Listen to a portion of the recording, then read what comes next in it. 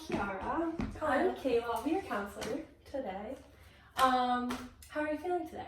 I'm a little anxious. Okay. I know last time during our session you discussed, or you ended on the fact that like you were a little anxious with everything going on in the world. Mm-hmm. So I guess I wanted to start today with a scaling question. So can you describe for me where your anxiety is at today on like a scale from 1 to 10? 1 being the least, 10 being the most. I'd say like an 8. Okay. So can you describe that anxiety for me a little bit? Yeah.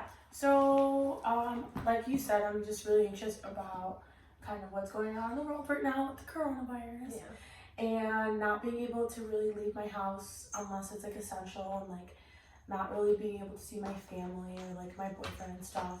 So that's making me pretty anxious.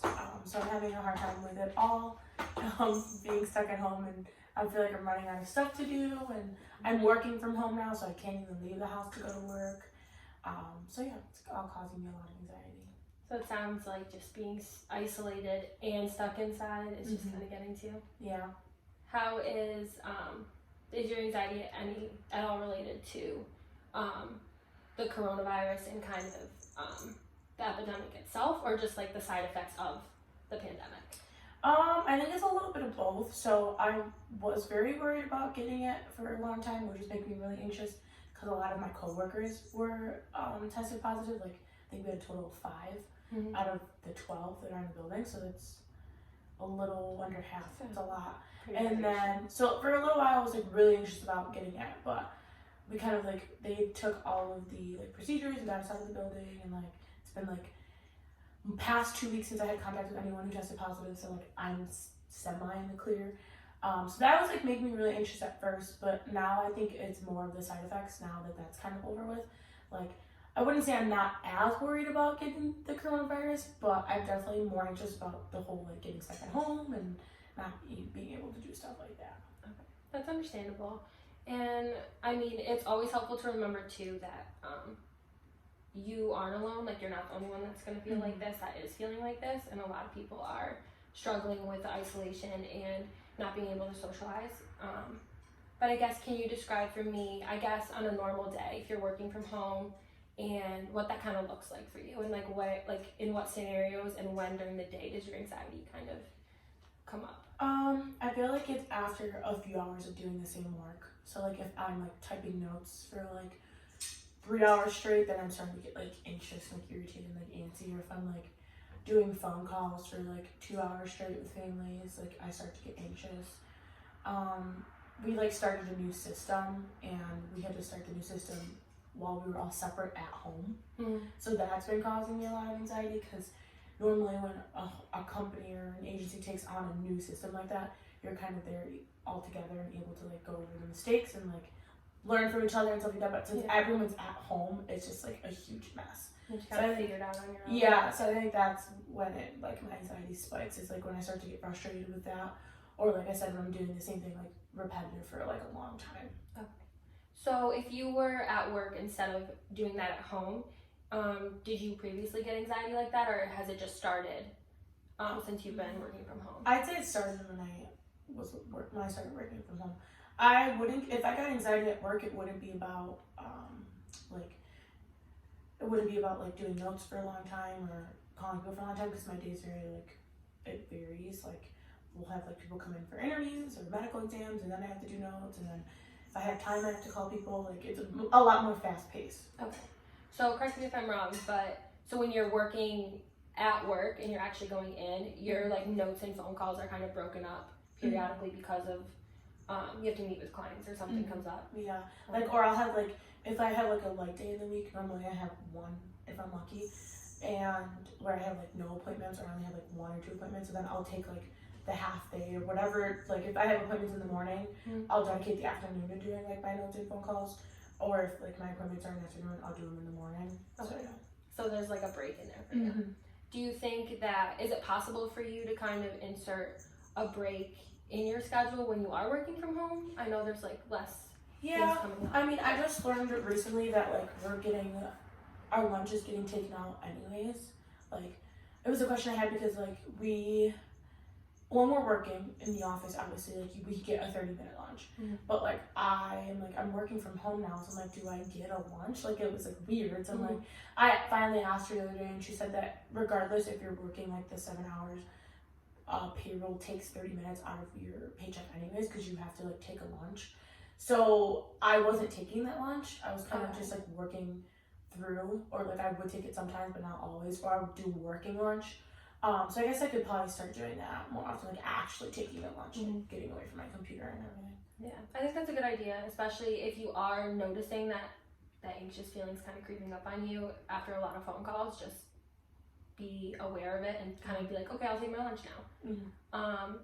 And then I guess, so you're working from home and anxiety comes when you're like either doing notes for a while or talking to people for a while. Is there any other scenario when you are at home, like maybe when work's over, do you feel that anxiety still? I feel like it lingers, so it kind of like sets the tone for the rest of my day. Like because ideally, like, I am working 7 hours, so I'm working like 9 to 4, like how I would if I was in the office.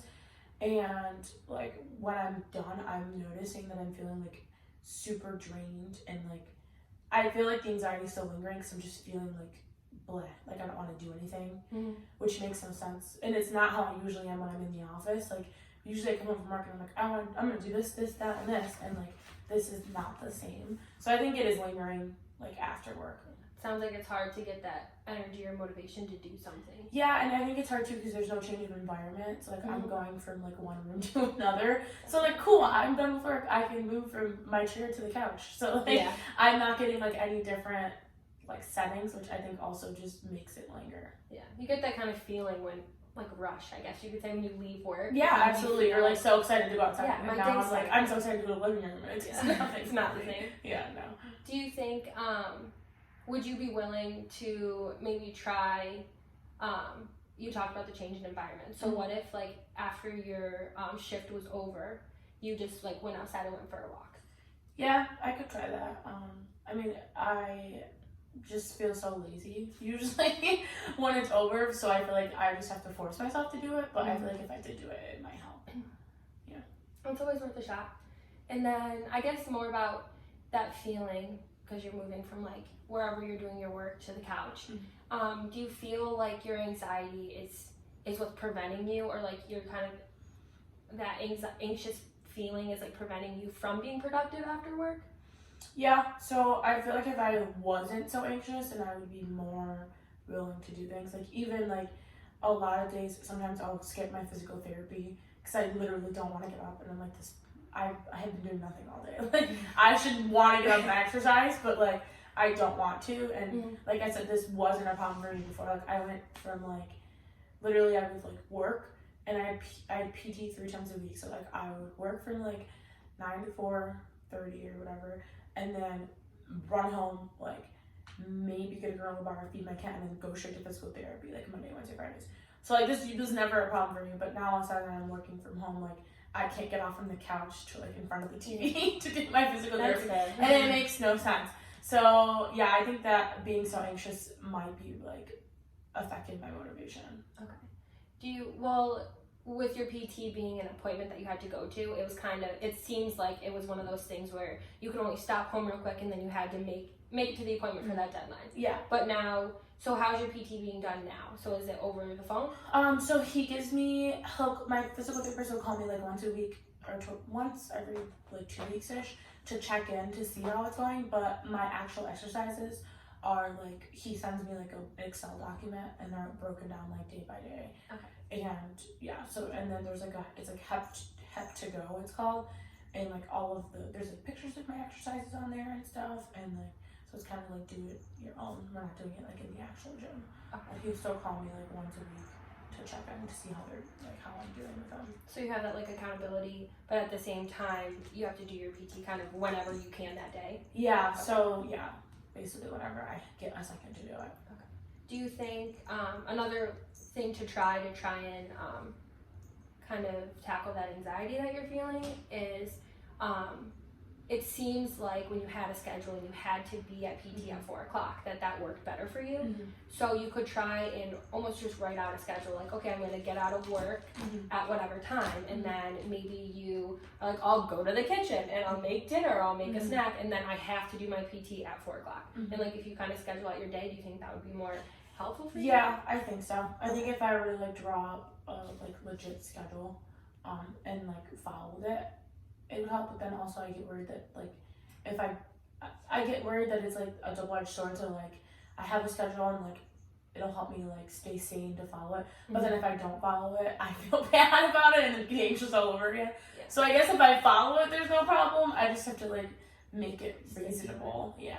Does it kind of correct me if I'm wrong, but like that feeling of, okay, it's 4:05 right now and I didn't start my PT at 4, so I might as well just not do it. Yeah.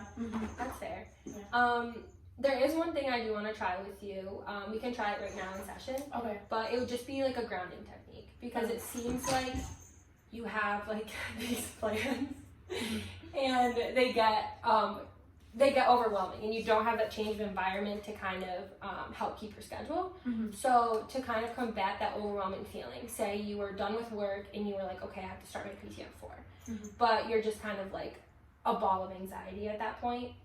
I want you to try this grounding technique that I'm going to show you, and it kind of helps if your mind is just kind of everywhere. Well, like, I should have done this 15 minutes ago, and you know how your mind races with anxiety.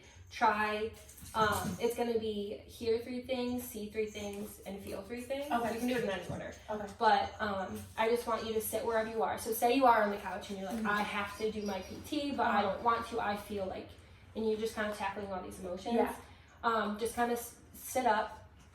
And you're just going to focus on your breathing in through your nose, out through your mouth. And then I just want you to just feel 3 things around you. So you can sit up right now if you want. Okay. And then just start breathing. Try and just relax. Okay. Don't close my eyes. You can if you want to. I think it's helpful. Okay. Just kind of relax your shoulders. Okay. Try and like unclench your jaw. Okay. Let go of like any tense muscles in your face. Okay. And then just start breathing, and then just feel 3 things. You don't have to tell me what they are, but just try and feel 3 things around you. So whether it's the floor underneath you, the chair that your hand's on, anything like that. Okay. And then once you have 3 things to feel, then I want you to try and hear 3 things. Okay. So whether it's the traffic outside, the birds outside, any noises you hear. Okay.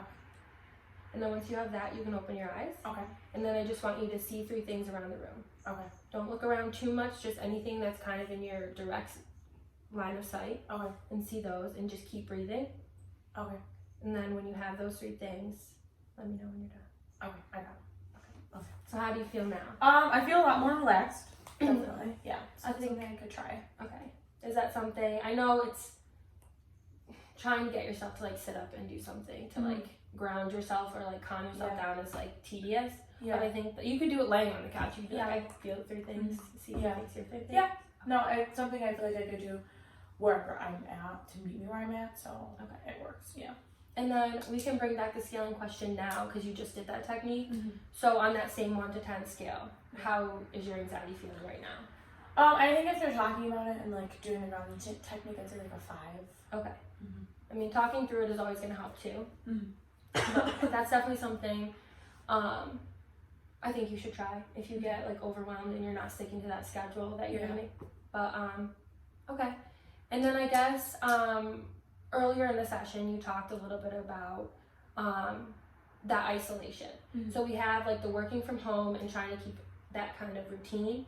But how are you doing with like not seeing your family, not seeing your friends? I know you said you're not seeing your boyfriend right now. So is that playing into your anxiety a little bit? Yeah, so it's really difficult. I'm like used to seeing people like often. So like I'd see my grandma and like my sisters like once, twice a week, I'd say, and then like my boyfriend, I was seeing him like 3 times a week ish. So like or like usually the whole weekend we would like hang out. So like yeah, it's definitely like the weekend rolls around and I'm like, cool, it's Friday, but also I'm not seeing anyone or I'm not doing anything. So it like starts to play into it a little bit. That's fair. Yeah. Going from like a lot of social interaction to kind of being stuck by yourself. your mind's inevitably going to wander, which is what I think a lot of people with this social isolation are going through, is that now you have to fill that time. And it's hard to do when like people aren't around. Yeah. Do you use any of like FaceTime or Zoom or anything like that to talk to people? Yeah, I'll FaceTime my sisters a lot, and then me and my boyfriend will FaceTime, which it helps. But then I feel like after doing it for a little bit, you kind of start to get sick of it, and you're just like, I just want to like hang out with actual people. But it is what you can do for now, so I kind of just try to think about that and stuff like that. But yeah. Is that feeling of like getting sick of it just kind of like you don't want to be over the phone anymore? Like, I want to see you face to face. Yeah. Have you tried? I mean, that's good that you're reaching out through video and stuff too, because it's not the same, but it is still like social interaction. But have you kind of developed any hobbies, like whether it's reading or going for walks or something, to kind of fill that time? Besides like catching up on all the cleaning and laundry I had to do, not really. I mean, I was reading a little bit, and then it was kind of a tough book, so I got to a really tough chapter, and I had to put it down for a little bit. So I think I'm gonna pick it up again soon, but I need to kind of take a break. When it's nice out, I'll go out for walks and like hang out in the park and stuff. So yeah, that's good. And I know this might sound a little silly, but like even if you are over FaceTime or something with one of your friends, you could FaceTime them while you both walk. So, you know, it's like you guys are at least doing something. If you see something, you can talk about it. So it's not that like we're both sitting in our living room. Yeah, I never thought of that. Yeah, so you're both doing something. Ish. So it's a little entertaining. But I guess I do have a question for you. So it's called the miracle question. Because I know it's hard right now because of all the restrictions in place because of the coronavirus. But if you could wake up tomorrow and you could have all your problems were solved. So like you didn't have this pandemic, if that's like one of the problems, what would that look like for you? So I would be less anxious, for starters. I'd be less anxious. I would be able to like interact with people a little more.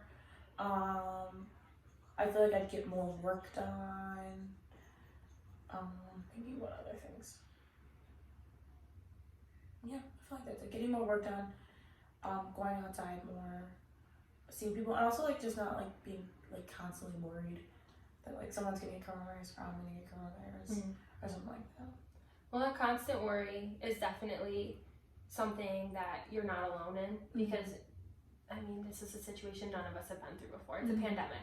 So everyone kind of there's that unknown, and everyone is kind of, the unknown is scary. Like that's where like anxiety is stemmed from.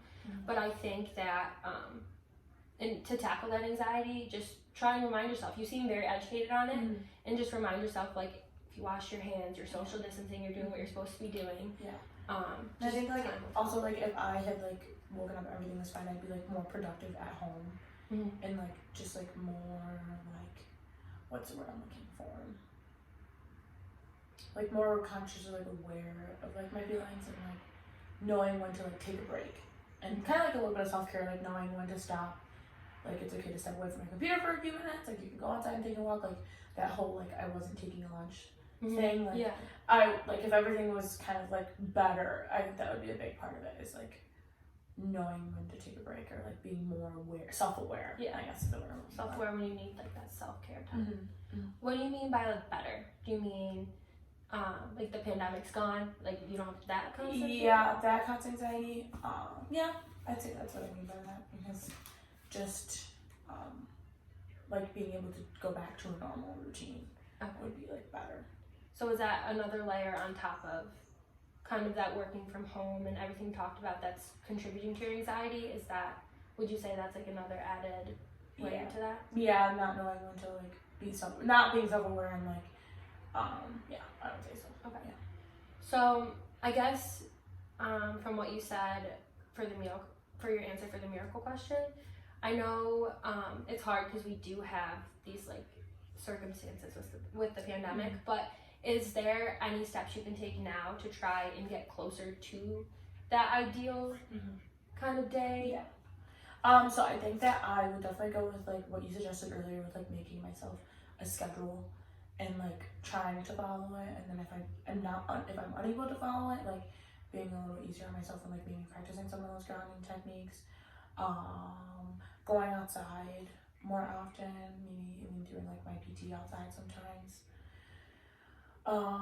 taking a lunch. Yeah.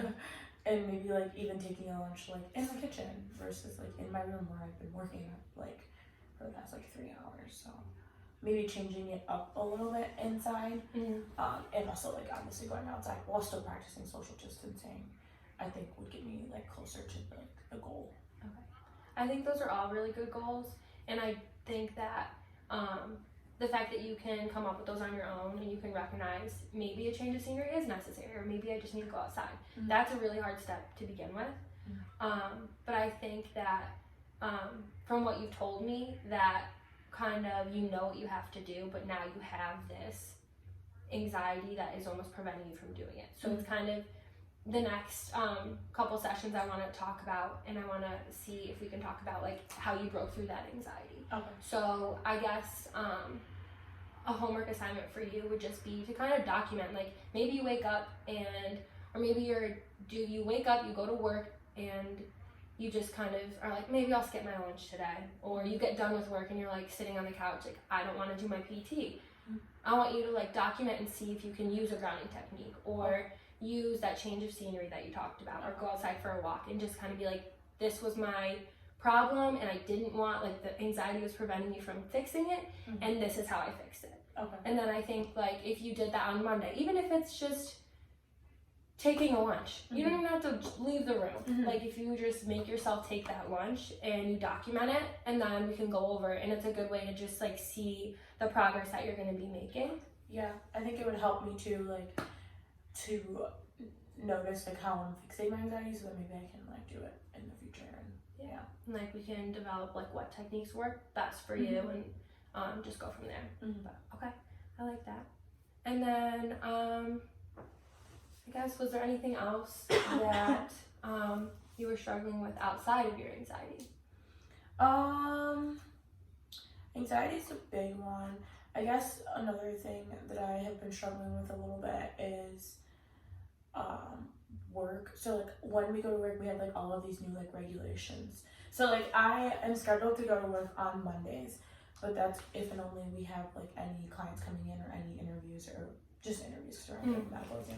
So if any interviews or something coming in, then like an advocate has to be there to like kind of do their thing, and an interviewer also has to be there. So it'll be an advocate, an interviewer, the family, and then the MDT team. Okay. So I just like I've been struggling with like how to deal with sometimes, how can I explain it? So like sometimes it'll be like a family of like 3, and then me, and then the forensic interviewer, and then MDT sometimes will be like a police officer, CPS, and that's really all it should be. Like maybe an attorney for the child, or like a district attorney sometimes, but we're like really trying to limit how many people can come into the building. And lately I feel like the detectives and so families are breaking those rules, and I like am struggling with like anxiety and like how to communicate that with them, because like detectives can be scary, and I'm like an advocate, like I don't want to tell you what to do, but also like they're like don't like bring in their partners, and like their partners don't need to be there. So then we had like last week we had a pretty big case, but for some reason like the detective showed up, his partner showed up, the CPS worker showed up, a district attorney showed up, a district attorney's office advocate showed up, the interviewer, plus the mom with like, she had 2 kids. So we were like 9 people. Like this is not allowed. Like I was like, our building's not that big. Like we're not allowed to have this many people here. So I was like panicking, because like everyone, especially like the MDT, I couldn't expect the mom to be like, leave your other kid at home. So I couldn't argue with her, obviously, and I wasn't going to. But then like the MDT, like they all like had their own opinion, like their own reasons why they thought they needed to be there. And I'm like, okay, but also like we're in the middle of a pandemic, and we cannot fit like 12 people into this conference room. Mm-hmm. And they have to like go to an observation room to watch the interview, which is even smaller. It's like half of our conference room. So I was like, so that's like, that brings me anxiety too. So I'm like, first of all, now I'm around all of these people in a tiny space. So like, I'm thinking I'm gonna get it. Mm-hmm. And also like, I have to like, I feel like I'm not finding good ways to like communicate effectively with these like individuals, like how to explain to them that they're putting other people at risk without like getting anxious about it. So how did, when those detectives came in and there were too many people, how did that kind of, when you approached them, or did you approach them? Like how did that So I did not approach them because I, again, was like too nervous to, but it was just like a weird situation because like I feel like everyone in the room kind of felt it and like knew it. Like the interviewer that was on that day, like she's very like, she has a diet, her husband's diabetic, so like she's very worried about it, rightfully so. And so like I could tell that she was really uneasy with the amount of people in the room, but she was in the same boat I was, where like she doesn't want to tell all of these people that they don't belong here, but also they shouldn't all be in the room. Mm-hmm. So I didn't say anything, and like no one really said anything, but kind of everyone like kind of knew it, and like it was just a that really weird feeling, like the elephant in the room. Yeah. Mm-hmm. Okay. Well, I think it's good. It's at least a little bit of reassurance that like, yeah, there's these policies in place, and some people might not be following them, but it seems like you and like the other people you work with were kind of on the same page. Yeah. But you also seem to like, it seems like you all felt the same way. Yeah. So I guess, are you close with them? Like, would you feel comfortable going to, the woman you were talking about with the diabetic boyfriend? Mm-hmm. Would you feel comfortable like going to her and being like, hey, so like next time if this happens, how do we want to handle it? Yeah, I was thinking about emailing her and being like, hey, so obviously on Friday, like what happened wasn't supposed to happen. So like what should we do the next time something like this occurs? Like should we bring it up to like the director, like blah blah. So I was thinking about emailing her and like kind of coming up with like a game plan for it. So that's probably something I'll do this week. Yeah. I think that's a good idea because I think you mentioned like detectives and their partners. Like that's an authority that like everyone grows up with, which can be kind of intimidating to confront. Yeah. But doing it with someone is a lot of times easier than doing it alone. Yeah. But also it seems like you have the policy on your side too. Mm-hmm. So I know it's can be intimidating and can be scary, but if you maybe tried it with someone, you can always just, it's not you know what I mean? So you're not coming to the detective saying, I want you out. The policy says you can't be here. Yeah. So would you feel, if you framed it in that way, do you think you'd be, like feel more comfortable? Yeah, I think maybe like going the whole route where like, hey, like I'm not trying to offend you, but also like this is what we are told by like higher ups, and this is kind of the rules. I guess at that point they're officers and detectives, so they kind of have to follow the rules ideally. So at that point, I guess they really couldn't say no to me. So I think that would maybe help if I like worded it that way and like framed it that way for them. Yeah, I think that's a good way to approach that. But other than kind of, so you mentioned you have to go into work like once a week, and it's kind of getting people to follow those rules or guidelines for the COVID-19 situation. Have there been any other circumstances at work that, with like the COVID-19, that have kind of caused you some anxiety? Or? I mean, sometimes like a couple weeks ago, we had a family show up. I don't know what happened. There was like some schedule conflict. They showed up like 3 hours earlier than they needed to for their interview, and we had a family in the building already. So that breaks, like we're not allowed to have more than one family in the building. Okay. So like that was another thing, but other than that, like it really, the only other like issues it's caused at work is like, I think we're like starting this week or next week, we're gonna be required to like wear cloth masks. Okay. Which is totally understandable, but I think that it puts a huge, dent in the rapport you build with the kids. Okay.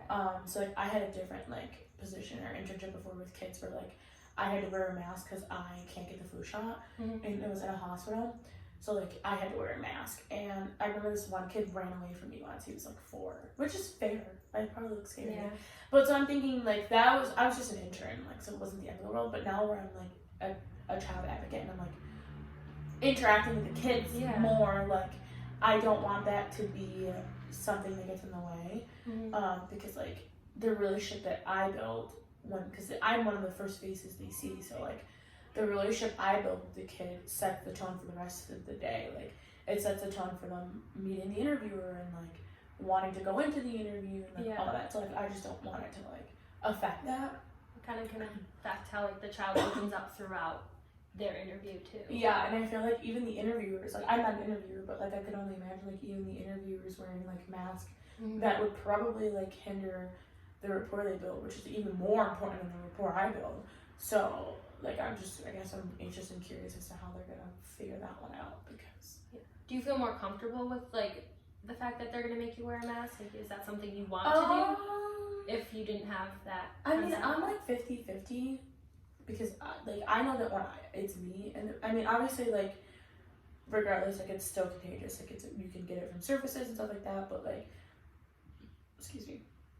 Sorry. If they're worried about like the breathing, like when I'm in the building, like I always try to maintain like 6 feet away from my families, and like if like usually I have to meet with like the mom or whoever brought them like to the interview, like we have like a huge conference table, so like I'll sit literally at one end and make them sit at the other end. So like, I feel like I'm following all the procedures, but I guess like a mask wouldn't help or wouldn't hurt. To like just put in an extra step to make sure we're protected. So I'm like kind of like 50-50 on it. Like I'll wear it because if it's required to, but at the same time I feel like I'm doing everything I need to make sure like kind of what I'm doing is also what a mask will do. Yeah. So well, that's good too. Plus, as if it makes you feel safe, like you should definitely do it. And also you could do something simple like decorate the mask. You know what I mean? Yeah. So that way it's not as like hospital scary if you're working with the kids. Yeah, I was thinking that I was suggesting that to my director is like getting stickers and stuff to like put on our masks so the kids don't get scared of us. Yeah, that sounds good.